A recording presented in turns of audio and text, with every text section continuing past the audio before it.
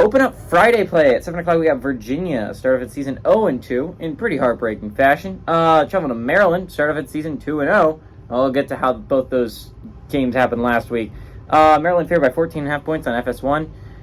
Anthony Calandria started the game in the James Madison game. Went 22 of 33, threw for 389 yards, 2 touchdowns, 1 interception. Parrish Jones on the ground had 70 carries for 50 yards and a tutty. And Malik Washington has 9 catches for 148 yards and a touchdown.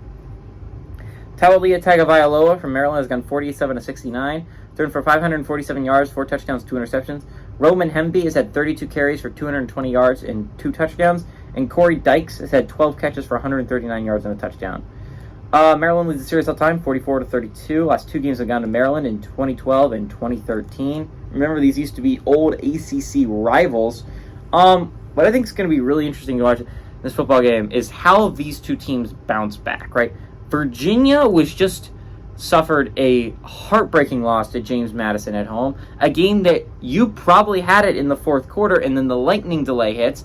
That pushes the game way back. James Madison's able to get back in the football game. James Madison wins in pretty amazing fashion. The Dukes pull out a victory.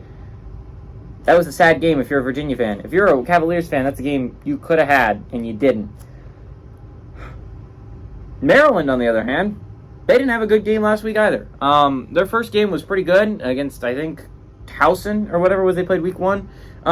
Last week they played Charlotte, and they were down deep into the third quarter.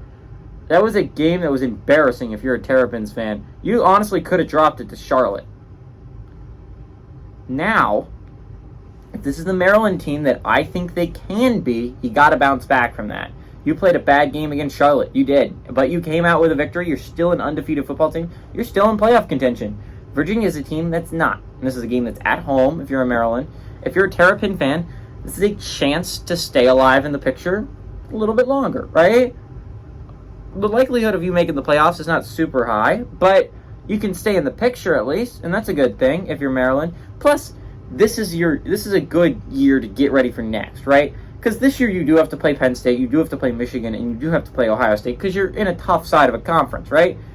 Next year, you're not going to draw probably all of them. You're not going to draw all of them in a given season. Most likely, more times than not, you're not drawing 100% of those squads. And so, what's awesome about this year if you're a Maryland fan is this is getting ready for next. Because next year you're going to actually have a legitimate chance to make a Big Ten championship, right?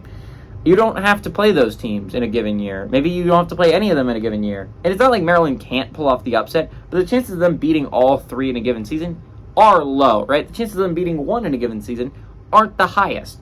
This is a Maryland squad that's good, though. I think they're going to get better as the year goes along. Tawalia Tagovailoa is a talented quarterback. He just makes some mistakes sometimes. Virginia's probably going to start their senior quarterback. I'm going to be honest, Calandria looked better. He's a true freshman. I might think about starting him the rest of the season. But to be fair, that was against James Madison. The other guy was playing against Tennessee. It's going to be interesting. I think their choice is going to go with their senior quarterback. I like Maryland in this one. Virginia has a hella good defense, but I think Maryland's just able to pick it apart. I think they win and cover at home.